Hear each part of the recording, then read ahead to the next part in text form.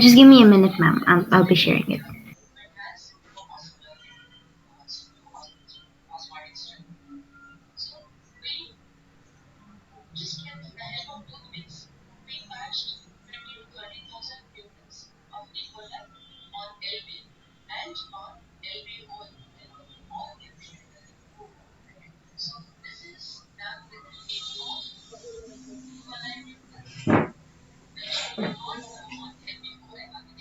Yes, Asma, what happened? Yes, Asma? Yes, ma'am. I was just opening it. It shut down, closed all of a sudden. I was opening it. I'm presenting right now. Yeah, please Ma'am, make can it I fast. start? Asma, if you need some time, you can take. Meanwhile, others will go ahead, ma. Okay, okay. She started. Fine. Okay. Good afternoon, everyone. This is Asma Sadia from HLP 30, and today I'll be presenting on the topic infections or diseases, basically harmful food. Introduction. The business of street food and junk food is ever so thriving, and literally, why won't it be? Thousands and Asma, you thousands. have to change the slide. You didn't change the slide and put it in presentation mode. I did, ma'am. I changed the slide. Slideshow, slideshow. Put I it in put it on slideshow. slideshow. I guess it's not visible for you. I did put it on slideshow. I even changed the slide. Is it the same for everyone? Okay, go ahead, ma. Ma'am, can you see the slide? Because I did change it. Yeah, now you changed, but not in presentation mode. It is in presentation mode. I guess the problem, it just happens like that, ma'am, when we're Okay, presenting. okay. Carry on, carry on. Sorry, I'm really sorry about that. I will repost it to you later on. Okay, no problem, Asma. Carry on. Thank you, ma'am. Thank you, ma'am. Thousands of food lovers around the world enjoy it to their heart's content. However, are these foods that we enjoy to such a huge extent really worth the hype? Let's find out on today's presentation. First of all, we'll be starting off with street food. Street food, especially Indian street food, can tend to be harmful. While street food could do a lot to satisfy your food cravings immediately when you're hungry, you can go out, you're on the street, you want some food, buy it, and there you go. You can eat to your heart's content and your stomach's full. It can at some time upset your health as well. However, the quality of the food actually plays a very important role on whether or not that food, that particular street food, can be considered as harmful. Street food quality can be questionable. The quality of food available at street food carts can be of low quality. Why, you ask? Well, here's the thing. In a bid to keep the selling prices low, street food vendors tend to compromise on the quality of the ingredients that are used for cooking. These can include from vegetables to groceries to oil, specifically in pani puri, the water. They may not change it, they may use it. You don't know what kind of water they're using over there. Here's the thing is, when they use such low quality ingredients in the street food, they can sell it for low prices, attracting more customers, and that's how they will gain more profit. But here's the thing, the real profit is for those who are selling, not the customers really, because then they are going to get the food that they're taking in, that intake is unhealthy for them. So it's a loss really for you. In India, it is not just about the quality of certain ingredients that go into the street food. Poor hygiene, this is very common amongst all Indian street foods, is widely practiced among the street food vendors. Preparing the food with bare hands adds up to the cons of having street food in India. Why is that so? Is because preparing food with bare hands, we don't know where that person has used their hands, their bare hands, in touching whatnot. They touched their phone, they touched perhaps garbage, they touched things here and there, and these things, their hands are getting contaminated. And that contamination will go into our food, and that food will go into our stomach, and the cycle continues. All this does is nothing but harm to our body and leads to various health issues. What are those health issues? Street food can be related to health issues in many cases. Many researchers and case studies have linked street food to health issues. It is proof that the impact of eating street food on a regular basis and sometimes even once in a week can have a significant impact on your health. What kinds of diseases can they cause? They can cause the emergence of food-borne diseases due to the ease of contamination by the pathogenic and non-pathogenic microorganisms. The level of sugar and fat and salt that is found in most of the street food items, it's way more dangerous than those found anywhere else. If you've noticed, when there's business in street food specifically, the oil that they use, do you really think that they're going to every now and then get new bottles of oil and keep changing it? No, you don't know how old that oil is, and they keep on frying it in that very same oil. And what happens is that oil can become seriously very harmful for your health. This is just an interesting fact, separate from on this specific slide.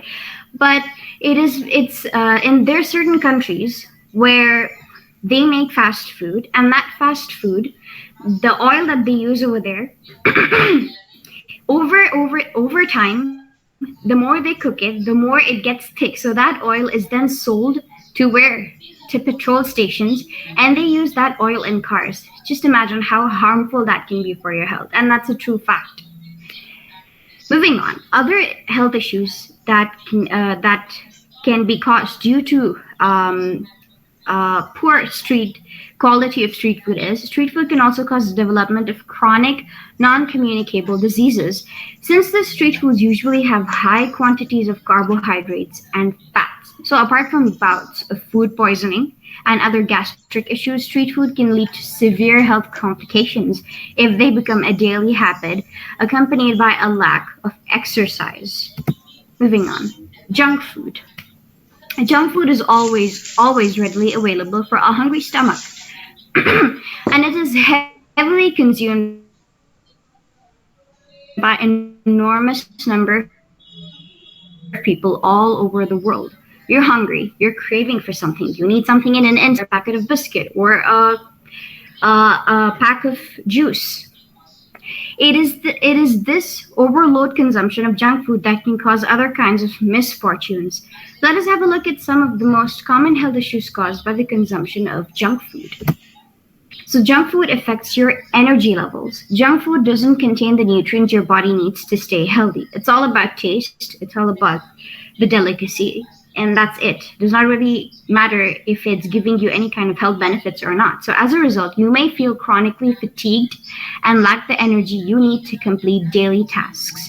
The high levels of sugar in junk food puts your metabolism under stress. When you eat refined sugar, your pancreas secretes high amounts of insulin to prevent a dangerous spike in blood sugar levels. Because fast food and junk food don't contain adequate amounts of protein and good carbohydrates, your blood sugar levels will drop suddenly after eating. And what this does is it leaves you feeling grumpy, fatigued, and craving more sugar. And so the cycle continues. You eat one thing, you're craving for more food, you go out, you buy more junk food, on and on and on, sickening yourself. Junk food contributes to poor performance and the most obvious thing, obesity. Junk food contains large amounts of fats, and as fat accumulates in your body, you'll gain weight and could become obese. The more weight you gain, the more you'll be at risk for serious chronic illnesses such as diabetes, of course, heart diseases, and arthritis. You could even have heart attacks. The high levels of fat and sodium in junk food can cause high blood pressure or hypertension. And so excessive dietary sodium can also have a negative effect on renal function, even leading to kidney diseases, which that might sound odd to you, but it's a fact. In short term, high levels of dietary fat lead to poor cognitive performance. You'll feel tired and have trouble concentrating because your body might not be getting enough oxygen. Now, the next is food additives. So the best way to eat food is as soon as possible. But in today's busy society, most people don't have the time to shop each day for fresh ingredients and then make it fresh at home. It's a busy world. You have to go. On the go, you can't always make yourself food. You need to grab yourself junk food, grab yourself street food. And what is in these street foods and junk foods? Food additives. In order for that to happen, for the food to stay fresh, food must be able to handle transport and long shelf lives before it is consumed. So additives are used to these foods so that they can stay fresh and food poisoning does not occur. What are the harms of food additives? Flavorings are used in a wide variety of our foods these days. Some are not harmful and others are downright dangerous. Most flavorings are an imitation of an original flavor. A person in a white coat in a sterile lab spends their day dissecting a food with the flavor and then reproduces it with chemicals.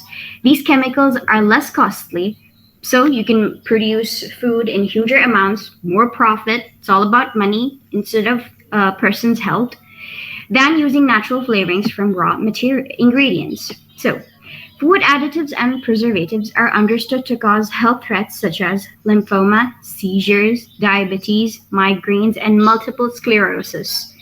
Mental confusion, Alzheimer's, and nausea are other known threats of food additives, and this is very, very dangerous. The list of food additive dangers goes on to include dizziness, headaches, chronic tiredness, anxiety attacks, and even just not physically but psychological conditions. So here is a list of top 10 food additives to avoid. Artificial sweeteners. Aspartame, found in diet products and believed to be carcinogenic. Food dyes, red, blue, yellow food concerns and cancers and other diseases. High fructose corn syrup, a refined sweetener found in almost all processed foods. Trans fats, used to extend shelf life, found in margarine, veg oils, and crackers. MSG, this is another very common ingredient, found most commonly in soups, salad dressings, and frozen entries. Sulfides found in wine, sodium nitrates found in bacon, ham, hot dogs, lunch meat, potassium bromate found in breads, BHA most often in veg oils, cereals, sulfur dioxide, the last one. Sulfur additives are toxic, and the FDA has prohibited the use on raw vegetables and fruit. They are not recommended for consumption by children and can be found in beer, soft drinks, and juice. You see how food additives is super common, specifically in packaged processed foods. How can we help ourselves from this? The best way to do that is, as much as you can, consume fresh, homemade food instead of processed food, junk food instead of street food. You can find additives in street food. That's because they use processed food, and that's how food additives are included in it. So, considering the greater harm than the benefits of street and junk foods, including the food additives available in them, we must become more conscious of our diet and start practicing a balanced diet. Yes, you may have a very small portion of junk food, very small portion of street food, but don't overdo it. A balanced diet, one that will help in keeping our bodies healthy and safe from unwanted health issues. Thank you so much.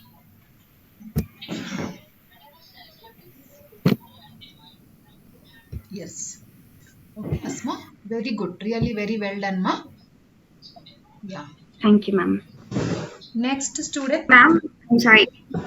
Can I ask you something, ma'am? Yeah, yeah, Sorry to please. interrupt you. Ma'am, so I actually on Saturday I came to you telling you if I could present on Monday because of my connectivity issues, right? Yeah. And I heard from a friend of mine later on that you said that those who will be presenting on Monday, you will cut 5 marks from theirs. Can you please not do that for me? Because literally few minutes after that, I lost my connections and I couldn't help it. So can you please not cut my marks?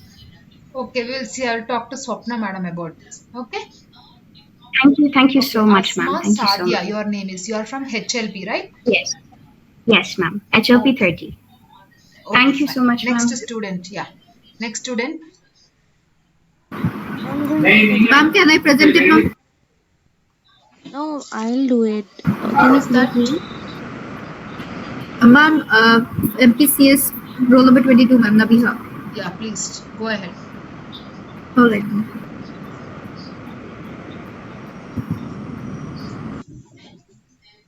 But,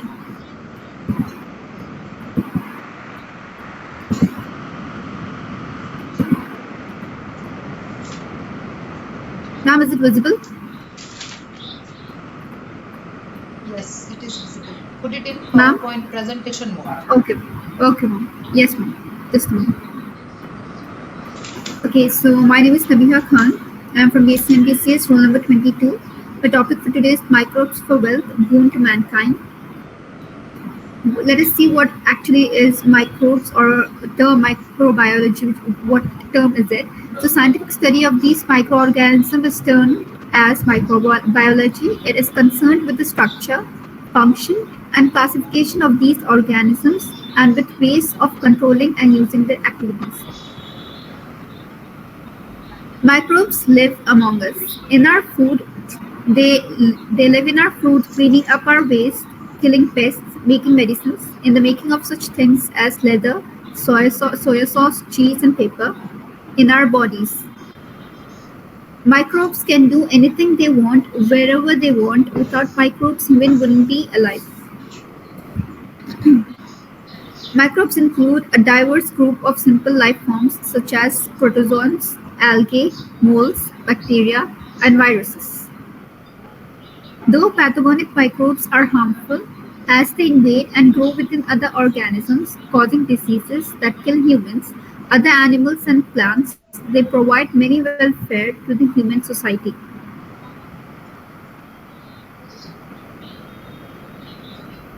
Where can we apply microbes? Let us see the applications of microbes: industrial products, food and dairy industries, agriculture, medicine, genetic engineering, biotechnology. Are there some other applications of microbes?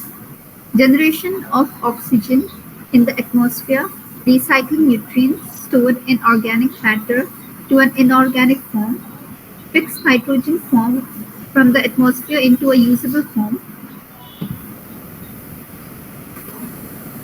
Recent research in microbes.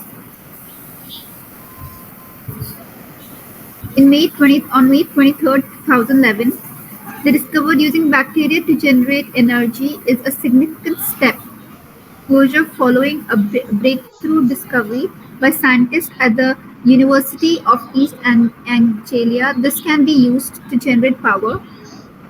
Microbes are used for power usage of power also. And then on March 1st, 2012, they discovered that the research provides some of the first tangible details about the fascinating symbiotic relationship between leafcutter ants, fungi, and bacteria. Thank you, ma'am.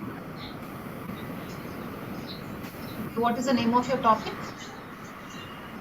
Ma'am, name are microbes for wealth, ma'am, boon to mankind. Microbes for wealth. Sapna ma'am told me to take from the like she said me to pick any topic. She didn't give me the topics because I was late that in that class. So I chose it by myself, ma'am. Okay, next student. Start. Mehreen. Mehreen. Ma'am, Yeah, can I Mehreen, present? go ahead, Okay, Mehreen. ma'am. Okay, ma'am. See, one Just thing I would like to tell you, this is general IDC class. Now, don't give me any excuses saying that, ma'am, I have an appointment or something like that. This is scheduled for your IDC class. Now, don't be in rush. Okay. Now, Mehreen, you go ahead now. yes, ma'am. Are you there? Yes, ma'am. Just a second. I'm opening. Please make it fast.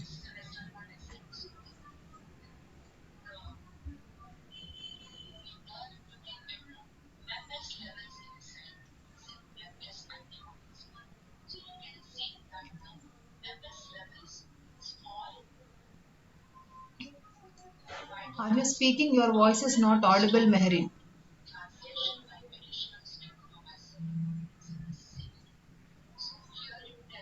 Your voice is not audible.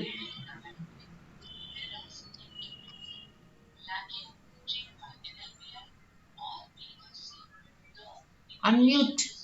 Unmute and speak. Unmute. So sorry, ma'am.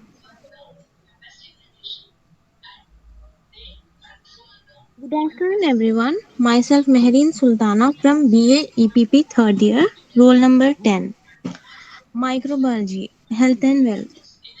So my today's topic is fascinating world of microbes.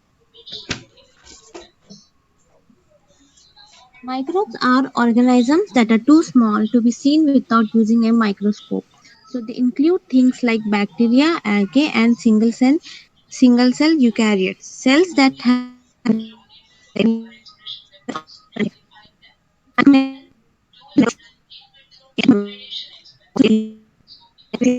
the microorganisms cannot be seen with our naked eyes because they are very small.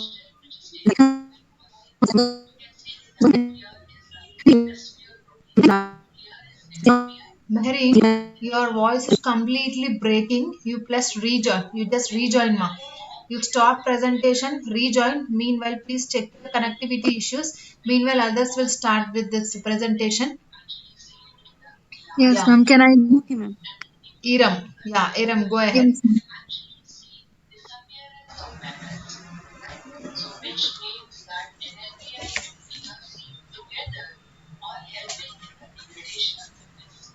Is it visible, ma'am? Yes, it is visible. Put it in presentation Okay. mode.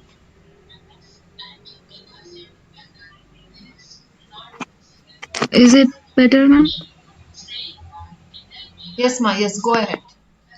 Okay. Good afternoon, ma'am, and everyone. I'm Iram Mobeen of NCB third year, holding roll number 47. Today, I'm going to speak about tattooing as risk factor for transfusion transmitted diseases. As we all know what tattoo is, a tattoo is a permanent mark or design made on your skin with pigments inserted through pricks into the skin's top layer. Typically, the tattoo artist uses a handheld machine that acts much like a sewing machine with one or more needles piercing in the skin repeatedly. With every puncture, the needles insert tiny droplets. Several infectious diseases have been found to be associated with tattooing, including some transfusion transmitted diseases, TTDs. Information on tattooing has been included in screening interviews of prospective blood donors and may be a reason for deferral. Tattoos have been shown to be associated with transfusion transmitted diseases, particularly hepatitis B virus and hepatitis C virus infections. The association of hepatitis C virus infection and tattooing was studied in 87 tattooed and 126 tattoo-free healthy young men who did not engage in intravenous drug use or multiple sexual activity. Antibody against HCV was tested in serum specimens by enzyme immunoassay with C103 and S3 and core antigens. 11 of the 87 tattooed and 3 of the 126 tattoo-free subjects were positive for anti-HCV. All but one of the 87 tattooed subjects had been infected by hepatitis B virus and 25 were carriers of hepatitis B surface antigen. This study indicates the need for legal standards for hygiene tattooing as part of preventive measures for the control of parenterally transmitted infections. Tattooing probably with improperly sterilized needles can clearly pose an increased risk for HCV infection. Make sure the artist removes the needle and tubes from sealed packages before the procedure begins. Any pigments, trays, or containers should be unused as well. Make sure the tattoo artist uses a heat sterilization machine autoclave to sterilize all non-disposable equipments between customers. Instruments and supplies that can be sterilized with an autoclave, including drawer handles, tables, and sinks, should be disinfected with a commercial disinfectant or bleach solution after each use. Thank you so much.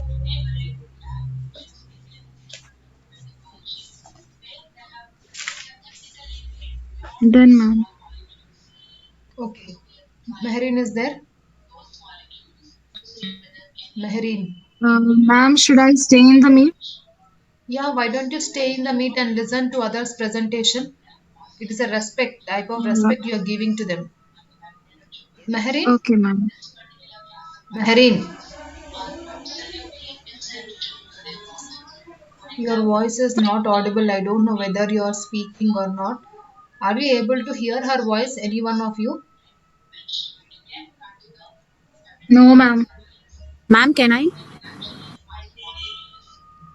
Okay, Monica, go ahead. Okay, ma'am.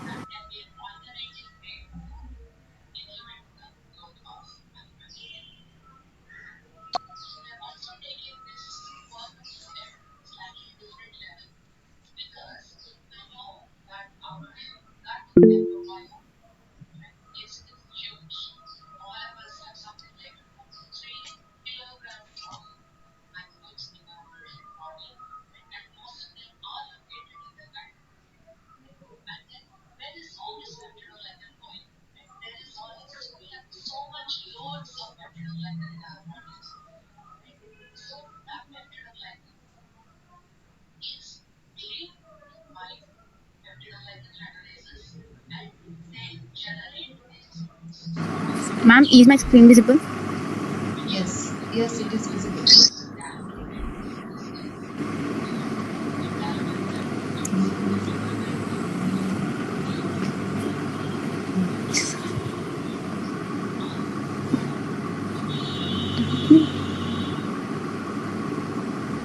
Good afternoon, everyone. Myself, B. Monica. I am from BSc Nutrition third year, and my topic is Eat Me Probiotics. Let us know what is probiotics. Probiotics are made up of good bacteria that helps keeps your body healthy and working well. This good bacteria helps you in many ways, including fighting off bad bacteria when you have too much of it, helping you feel better. Probiotics are part of a large picture concerning bacteria and your body, your microbiome. Where do beneficial probiotics live in my body? Though the most common place linked to beneficial microbes is your gut, mostly large intestine. You have several locations in and on your body that host good microbes. These locations are in contact with the outside world and include your gut, mouth, urinary tract, skin. How do probiotics work? Good bacteria keep you healthy by supporting your immune function and controlling inflammation. Certain types of food bacteria can also help your body digest food, keep bad bacteria from getting out of control and making you sick. Help support the cells that line your gut to prevent bad bacteria that you may have consumed through food or drink or blood. What are the most common types of probiotic bacteria? Types of bacteria: Lactobacillus bifidobacterium. Lactobacillus, this may be the most common probiotic. It's the one you will find in yogurt and other fermented foods. Different strains can help with the diarrhea and may help people who can't digest lactose and sugar in milk. And second one is bifidobacterium. You can find it in some dairy products. It may help ease the symptoms of irritable bowel syndrome, IBS, and some other conditions. Can I take or eat something to increase the good probiotics in my body? You can increase the amount of good microbes in your body through foods, drinks, and supplements. You may already have certain foods in your daily diet that contain probiotics. Fermented foods, in particular, yogurt and pickles, for example, are home to a host of good bacteria that benefit your body. There are also fermented drinks like kombucha fermented tea or kefir fermented dairy drink that introduce extra probiotics into your diet. Fermented foods that are good for you: kimchi, kombucha tea, dhokla, yogurt, cheese, miso, idli, or dosa. Are there any risk related to probiotics? Probiotics are generally considered safe. However, there are some risks linked to the supplements. These risks are increased if you have a medical condition that weakens your immune system, have recently had surgery, or have other serious medical conditions. Unlikely but possible risks can include developing an infection, developing a resistance to antibiotics, developing harmful byproducts from the probiotic supplement. Advantages of probiotics: antibiotic associated diarrhea, probiotics and cancer, hepatic diseases, Helicobacter pylori infections, treat high cholesterol, use of probiotics beyond GIT allergy. Disadvantages of probiotics. Taking them in large amounts might produce digestive issues such as gas and bloating, but they are usually temporary. Treating lactobacillus, which is potential fatal disease caused by consumption of probiotics. Discomfort in the gastrointestinal tract and allergy. Conclusion. Due to the many benefits of probiotics in the absence of any risk, they have become a useful tool for the medical community. They not only boost the functioning of the immune system, they naturally aid in fighting bad bacteria by supplying the body with enough good to keep the Monica, body in symbiosis. Monica, Yes, ma'am. this is not in presentation mode? Is it PPT or something else? Sorry, ma'am. This is presentation only. Yes, Monica, Yes, ma'am. is that PowerPoint presentation only which you did? Yes, ma'am. Okay. Next, Mehreen, are you able to hear me and will you do it now at least? Yes, ma'am, I'm able to hear. Am I audible now? Yeah, yeah, audible. Yeah, please go ahead. Yes, ma'am, just a second.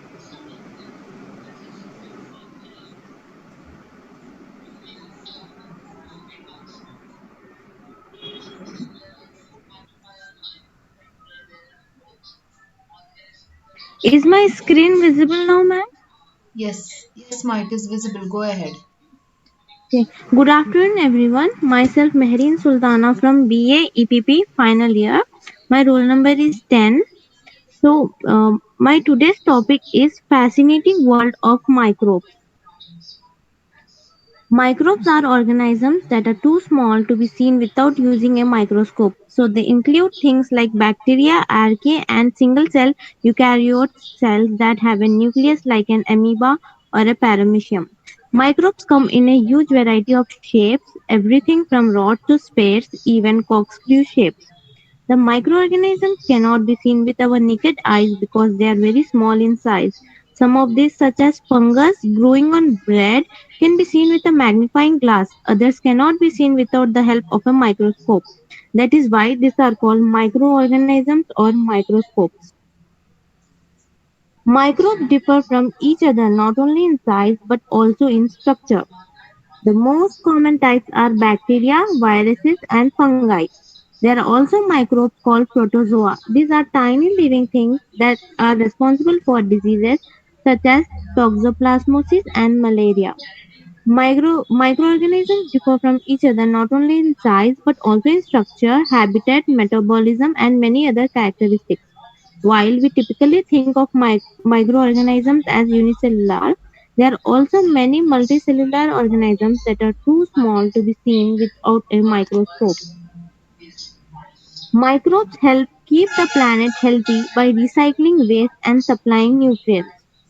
Agriculture systems would not function without while others are harmful pests. Industry uses microbial process to produce foodstuffs and drugs benefiting society and creating wealth. So is virus a microbe? Most people think the virus and microorganisms are same. No. Viruses invade healthy cells and make us ill. Technically, a microorganism or microbe is an organism that is microscopic. The study of microorganisms is called microbiology. Microorganisms can be bacteria, fungi, algae, and protozoa. The term microorganisms does not include viruses and prions, which are generally classified as non-living. Who invented microbes? Microorganisms have been the very first organisms to live on Earth. They made their appearance 3 billion years ago, but some are discovered 20 years ago. So now, men are credited today with the discovery of microorganisms using primitive microscopes. Robert Hooke, who described the fruiting structures of molds in 1665 itself, and Antony van Leeuwenhoek, who is credited with the discovery of bacteria in 1676.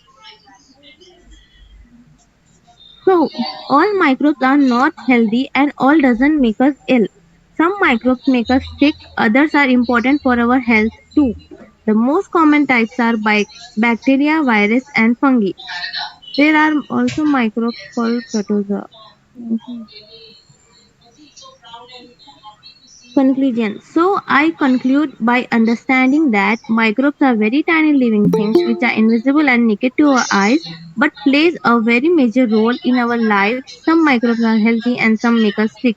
First microorganisms have been the very first organisms to live on earth. They made their appearance 3 billion years ago and some are recently 20 years ago.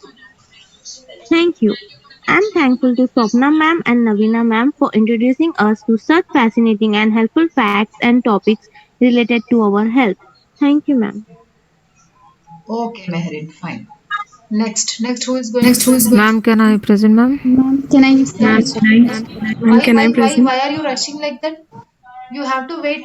Don't rush like that, girls. Suzanne is there.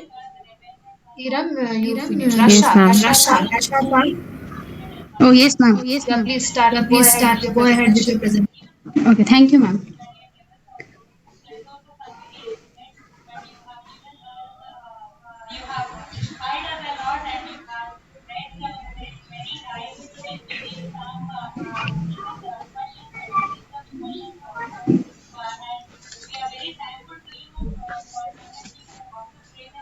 Ma'am, is it visible? Yes, visible one.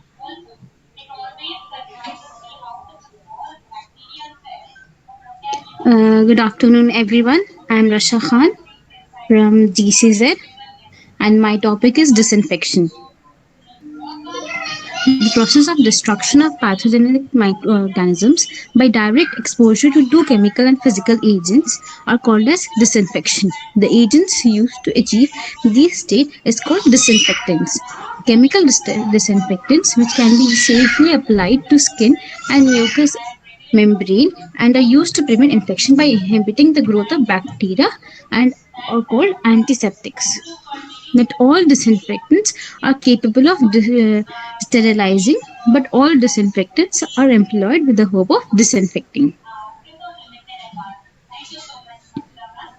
Disinfectants. The factors which influence the activity of disinfectants are direct, which actually which affect the way the disinfectants are used, which are directly proportional to temperature, directly proportional to concentration up to a point optimum concentration. After this level, no advantage in further increases in concentration. Disinfectants are not equally effective against the whole spectrum of microbes. Example, chlorohexidine is less active against GNB than gram-positive cocaine.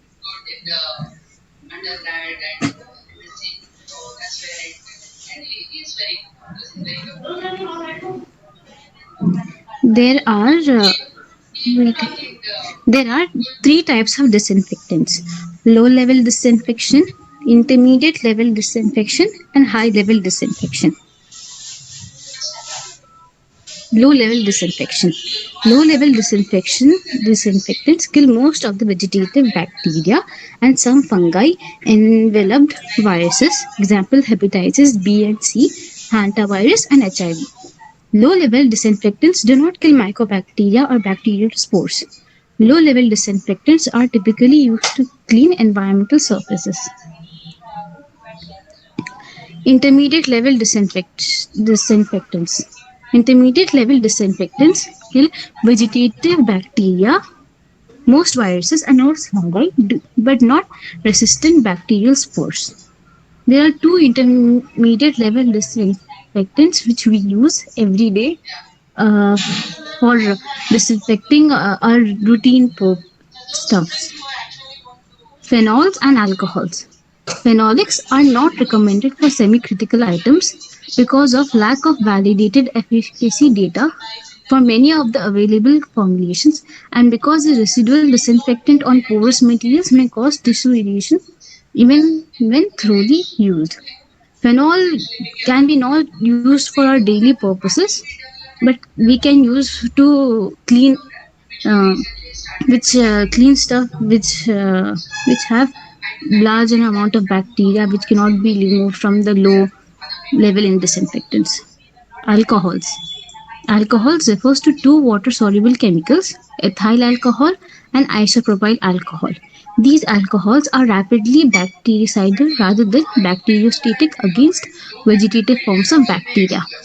They also are tuberculosidal, fungicidal, virucidal against enveloped viruses. Alcohols are not effective against bacterial spores and have limited effectiveness against non-enveloped viruses. Higher concentration of alcohols are less effective as the action of denaturing proteins is inhibited without the presence of water. Alcohols are commonly used in tropical antiseptics. They are also used to disinfect the surface of medical equipment. Alcohols require time to work and they may not penetrate organic material. High level disinfectants. High level disinfection process destroy vegetative bacteria, mycobacteria, fungi, and enveloped and non-enveloped lipid and non-lipid viruses, but not necessarily bacterial spores. High level disinfection High level disinfectant chemicals are also called chemical sterilants, which must be capable of sterilization when contact time is extended. Items must be thoroughly cleaned prior to higher level disinfection. There are chemicals which we use in higher level disinfections, such as hydrogen peroxide, formaldehyde, glutaraldehyde, and ortho orthophthaldehyde and acetic acid. Hydrogen peroxide.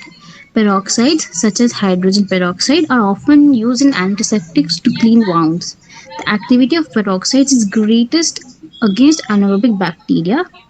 Hydrogen peroxide at high concentration is in some cases is damaging to tissues, resulting in a prolonged healing time. It is useful for cleaning surgical sites after closure, but using sparingly to avoid penetrating suture lines, which would inhibit healing. Formaldehyde. Formaldehyde is used as a disinfectant and sterilant both in the liquid and gaseous states. Formaldehyde is used and sold principally as a water-based solution called formalin, which is 37% formaldehyde by weight.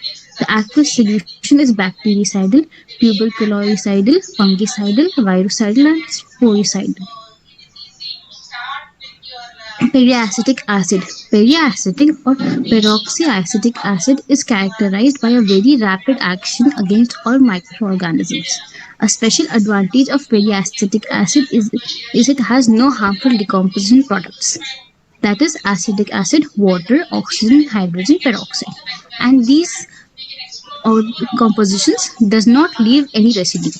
It remains effective in the presence of organic matter and is polycidal even at low temperatures. Periacetic acid is also used in automated machines to chemically sterilize medical, surgical, and dental instruments. Example endoscopes, arthroscopes, etc. Now there are some ways in which we can disinfect our everyday usable things in which we come in contact with bacteria. Be the disinfectant which we use should act fast even in the presence of organic substances such as those in body fluid. Be effective against all types of infectious agents without destroying tissues or acting as a poison if ingested. Easily penetrate material to be disinfected without damaging or discoloring with the material. Be easy to prepare and stable even when exposed to light, heat, or other environmental factors.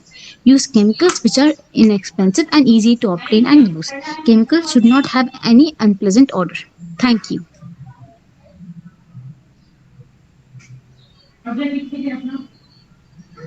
Thank you, ma'am.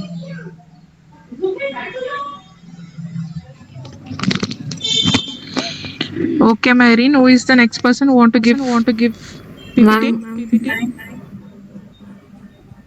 Oh, yeah, NCB 45. okay, ma'am. Yeah.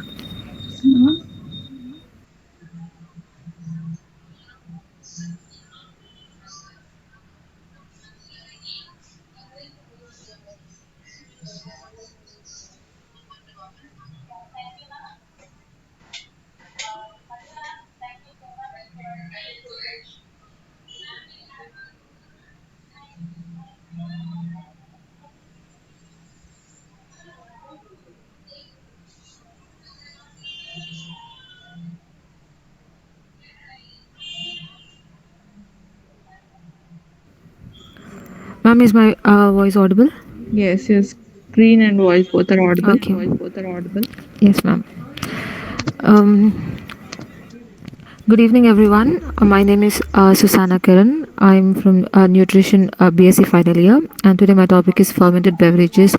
Under that, I'm dealing with the topic preparation of wine. So, coming to the introduction to wine, wine is an alcoholic beverage made from fermented fruit juice, that is, fermented grapes. And the grape wine is produced by fermenting crushed grapes using various types of yeast. There are two different types of wines for us. One is red wine, and the other is white wine. And different types of classifications of wines are also given here for us: sparkling wine, dessert wine, ice wine, fortified wine, and table wine. And there are many health benefits for drinking wine. Few of them are wine is rich in antioxidants, and it lowers bad cholesterol, it keeps heart healthy, regulates blood pressure, reduces the risk of cancer, helps treat a common cold, and many more. Coming to the production of wine, there are 10 steps for us. We'll go one by one. The first one is the viticulture. The viti is a Latin word which means wine, and viticulture is another name for wine growing. So viticulture is the cultivation and harvesting of grapes. And coming to the factors which influence the grapes flavor under the viticulture, they are the climate of the vineyards, a region where the grapes are growing, and the drainage around the vines do matter, and the humidity of the region, and the sun exposure, and the soil quality. All these factors play a huge, I mean, they have a huge influence on the flavor or the grape, uh, which is in future turned into wine. So the second step under the production is the harvesting. So the harvesting period for grapes generally starts from 30 to 70 days after the fruit set. By the time berries change color from green to yellow, uh, if the green grapes turn to yellow, they are used for white wine, or and if the green grapes turn to red or purple, they are used for red wine. So during this time, we have increase in sugar and decrease in acids inside the fruit. So basically, the grapes have less acidic nature, and they have a large quantity of sugars in them. So the grapes are picked by hand or mechanically, and they are uh, according to the, even the weather forecast, all these things are considered, and they are taken and they are harvested. And the third step under wine production is the stemming or the crushing. So stemming is the separation of stems and the grapes. So the stems and the grapes are separated during this step, and the grapes are sent to the press. So a horizontal press squeezes the broken grapes, separating the fresh juice from the skin, and after crushing, uh, all the pulp or the juice, it is sent to the fermentation tanks. So in the fermentation tanks, the sugar and the acids that are inside the fruits they naturally react with the wild yeast. So in this step, the during this step, a lot of different types of various kinds of yeasts are added to the grapes to naturally which naturally reacts with sugar and acid. And fermentation can take from 10 to 30 days to convert natural sugar to alcohol. And the fifth step is draining. So the liquid wine is drained from the vat without being pressed and go into barrels. So this is the free running wine. So without any pulp or anything, just the fresh juice or the liquid wine. Uh, it runs down to the barrels freely, and the remaining pulp it retains 20% of the wine, and that remaining pulp is after draining, that remaining pulp is squeezed out in the press wine. Okay, so the sixth step is the pressing. And in the seventh step, we have mixing. The free running wine and the press wine, I mean, after the pulp is pressed, whatever the remaining wine comes, both from the same source are mixed together in appropriate ratios to obtain desirable balance in the taste. And the eighth step we have is the clarification. This is mostly an important step where the stabilization of fermentation and all these things are done. So, after fermentation, wine undergoes natural clarification as a result of gravity, which causes the leftover yeast particles from fermentation, the grape particles, and all the seeds like lees to settle down at the bottom of the storage vessel. So, the wine then is siphoned or racked into new containers bearing behind the lees. Okay, and there are few clarifications. So there are few number of ways, where the in which the clarification is done. And there are different ways. So one is fining. So fining is a process where substance called fining agent is added to the wine to remove suspended particles and other complex substances such as polymerized tannins, phenols, proteins, which impact the bitterness and the color of wine. Okay, so and the second way is filtration. It works by passing the wine through a filter, which removes unwanted particles that are bigger than the filtrating medium. And there are many different steps under filtration, which, if looked into, will be lengthy. And flotation is also one of the ways where the wine is clarified. It's the process where the grape solids are collected into a mass by the action of gas bubbles injected into the bottom of the wine tank and forced to rise the surface. Flotation is primarily used in the production of white and rose wines. Coming to the ninth step of the production, which is the aging. The final stage, it is the final stage in vinification, is the aging of wine. At this point, the clarified wine is transferred into either wooden barrels or metal vats, in which the wine is allowed to further mature and develop flavors. And the aging, according, how many years the wine is aged, the price of the wine increases that much. And the 10th and the final step under wine production is bottling. A dose of sulfite is added to help preserve the wine and prevent unwanted fermentation in the bottle.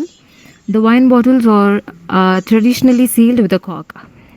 So this is a process or the of wine production. How they change.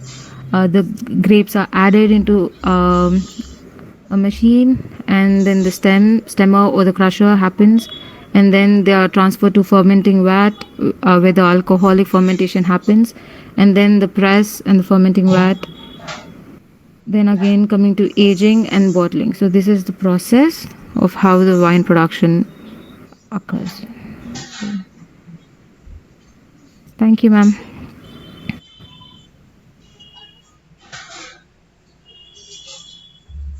Yeah. Good. Okay, fine. Who is next now? Ma'am, shall I? Yeah, BZC roll number 39. Proceed.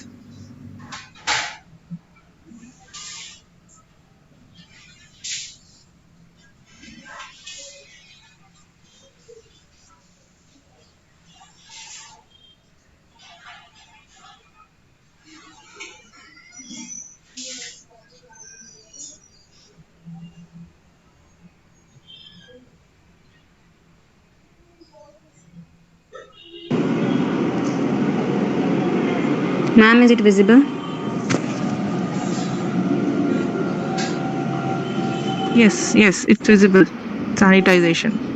Yeah. Good afternoon, everyone. Myself, Miraj Fatima from BZC roll number 39, and my topic is sanitization. Sanitization surveys are different from regular cleaning surveys that are employed to get a space clean. The aim of sanitization is not just to deep clean a home or an office on a topical level, but to disinfect and sanitize it to ensure that it is free of fatal virus. The sanitization disinfection is a significantly stronger process of cleaning and sanitization and is done in different degrees.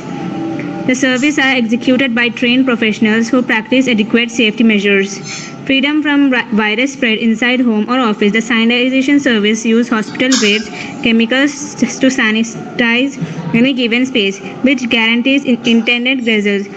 These chemicals kill not only disease causing virus but also remove other harmful germs and bacteria. Use of safe hospital grade chemicals. Urban Company only uses disinfectant certified by the Environment Protection Agency for sanitization of any space like a home or office to make it free from virus. Complete sanitization. Hiring a professional sanitization service comprises complete fumigation of the space. It is followed by thorough wiping and cleaning procedure for high touch points such as doors, handles, switchboards, and taps. Safe sanitization procedure. Urban Company employs sanitization service professionals who are thoroughly trained in the safety protocols and hygiene standards set by the World Health Organization. They come with protective gear like full body suit, mask, shoe cover, and gloves. Only post a through temperature check. Their temperature details and current.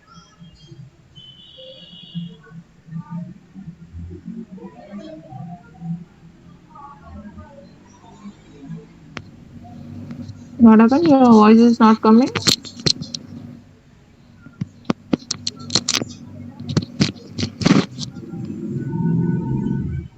Yes, your voice is not coming and it's stuck.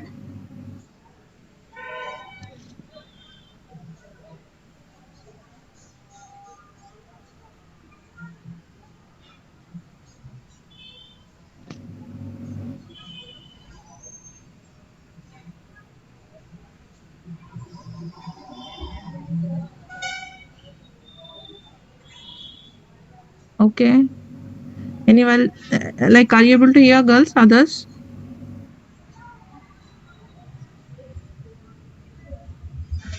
Yes, girls. No, ma'am.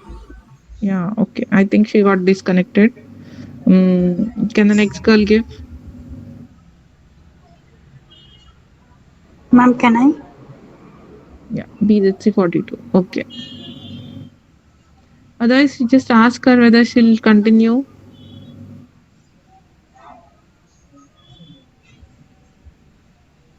I'll just put a message. Yeah, BZC 42. Okay, You ma'am. start. 1 minute, ma'am. Start. You start. Yeah.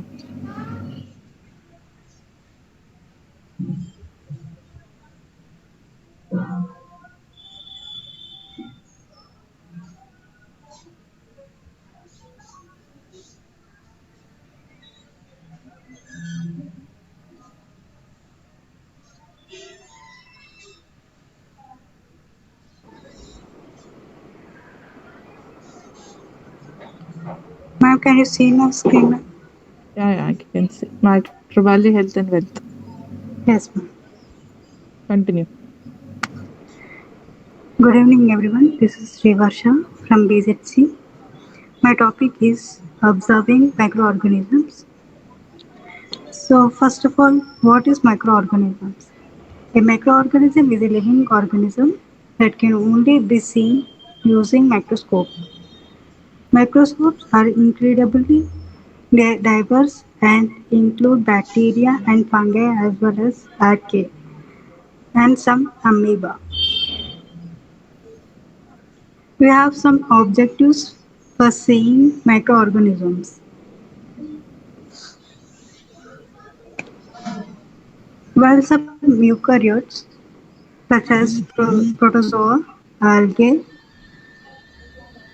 yeast, can be seen at the magnifications of 200x, 400x, when most bacteria can only seen with 1000x. Even with the microscope, bacteria cannot be seen easily unless they are stained. Oil immersion. It provides the best magnification with the best resolution. Microorganisms as the main cause of food spoilage and foodborne illness and characteristics of the common types of food poisoning. There are so many side effects for microorganisms. There are positive, negative effects and positive effects. Negative effects. The primary harmful effects of microbes upon our existence and civilization is that they are an important cause of disease in animals and croplands, and they are agents of spoilage and decomposition of our foods.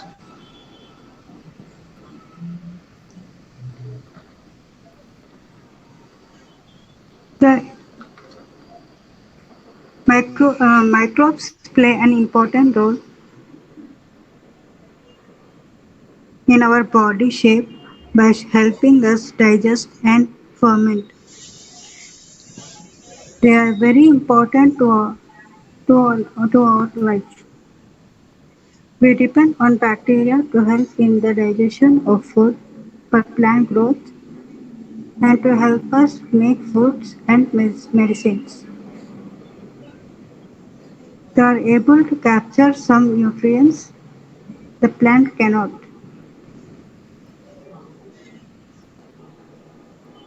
By this, we can conclude that most of the microbes in humans have the harmonious existence with human cells, but disease and infection can be caused when this balance is distributed or when the body or immune system is weakened.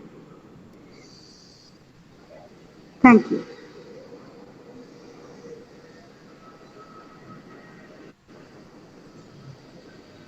Thank you, ma'am. Okay. Okay. Meera, you want to join? Yeah, ma'am, I have done with my presentation. No, yours was discontinued. No? So, shall I give again, ma'am? Yeah, few slides were remaining, right? Yeah, it was completed. Yeah, ma'am, I have completed. I have just 4 to 5 slides only. Yeah, try to complete them and then exit. Okay. After another presentation, shall I, ma'am? Yeah, okay. Want to give Okay. next presentation, girls?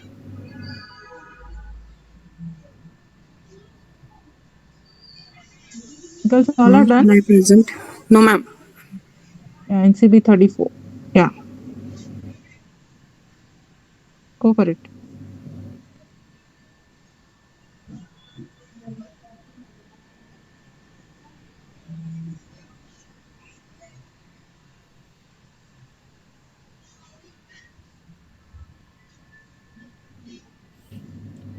Good afternoon, everyone. I'm Aisha from NCB, final year, and my topic is fermented beverages, preparation of wine. Fermented beverages are complex solutions of thousands of chemical compounds originating from the fruit itself, from the fermentation process, from the yeast and other microbial metabolism during fermentation.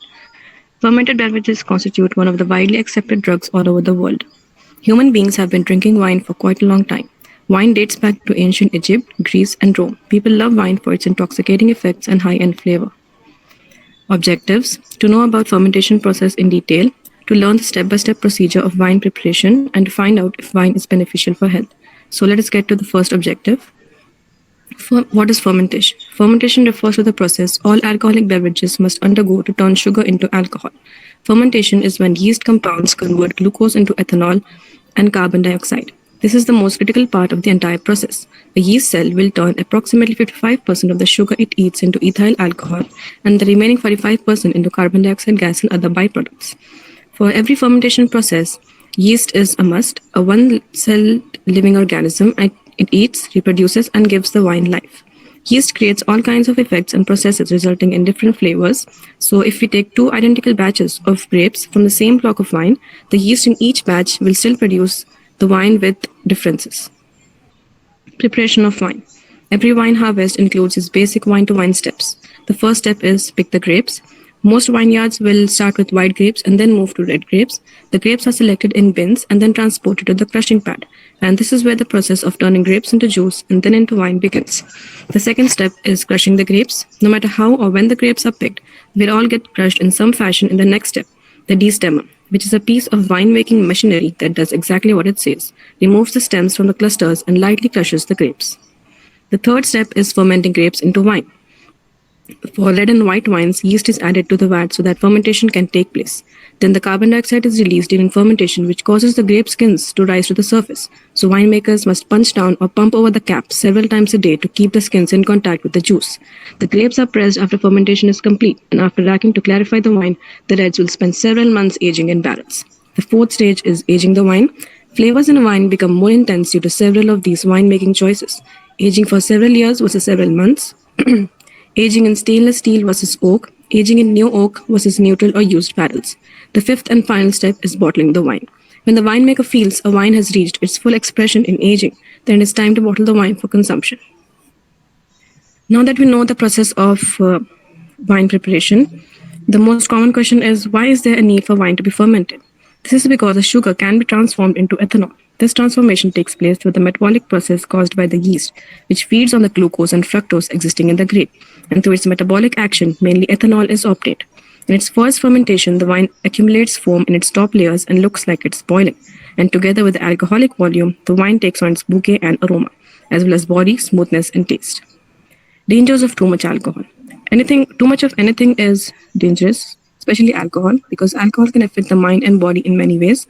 Short-term effect, Short-term effects include poor judgment in day-to-day tasks and decision-making, risk of overeating, thirst for more alcohol, and of course, the following day is all about dealing with the inevitable hangover, which can include nausea, heartburn, and fatigue, which in turn can cause us to overeat and non potential risk can be more serious, including heart diseases, addiction, and poor immunity. Conclusion. It is true that wine does have some amount of antioxidants, substances that can protect your cells from the free radical damage that leads to disease. But wine is made using a process called wild fermentation, and this uses wild airborne strains of yeast and bacteria to ferment grains of fruits into alcoholic beverages. And many people are sensitive to airborne bacteria and yeast. In fact, wine and beer are not recommended if you have a compromised immune system with viral or fungal infections, digestive distress, chronic illness or disease, low energy, issues with weight gain, or aging related concerns. Thank you.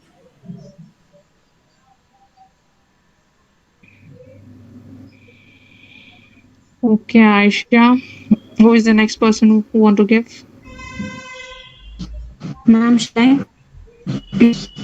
Yeah, finish.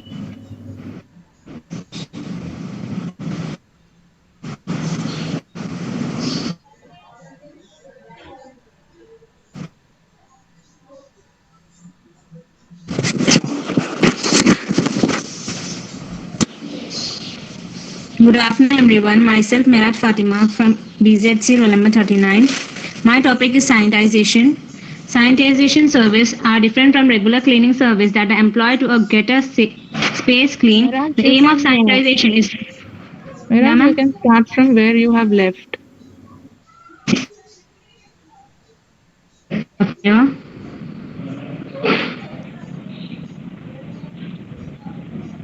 Homeowners and business owners are very particular about the cleanliness and safety in their premises, and urban company serves just that and more. When resident book sanitization service through the urban company app or website, professionals are assigned to them. Urban Company ensures that all the sanitization professionals carry protective gear and sanitized equipment to carry on with the task of sanitizing the client's private spaces.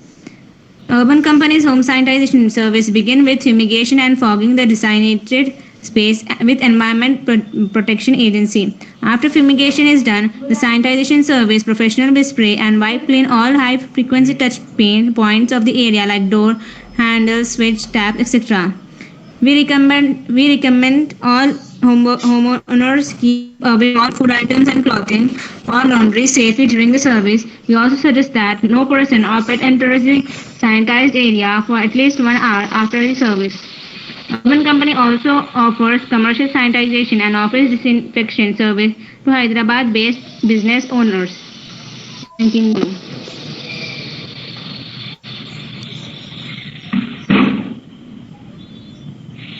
Okay. Next, who want to give?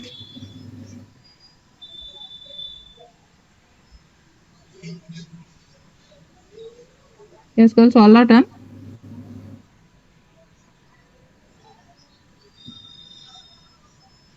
Shall we close the session, girls? All if all have done.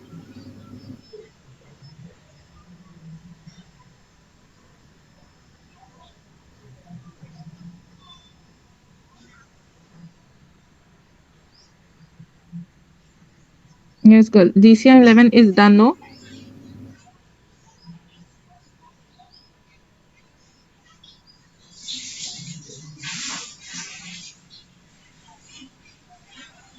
Girls, all have given presentation. Shall we close the session?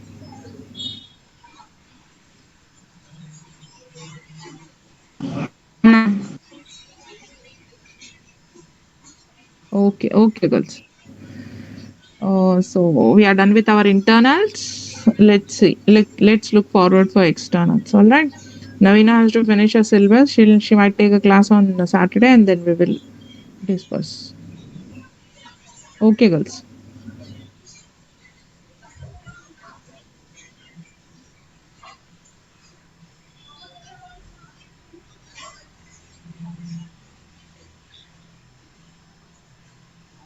Attendance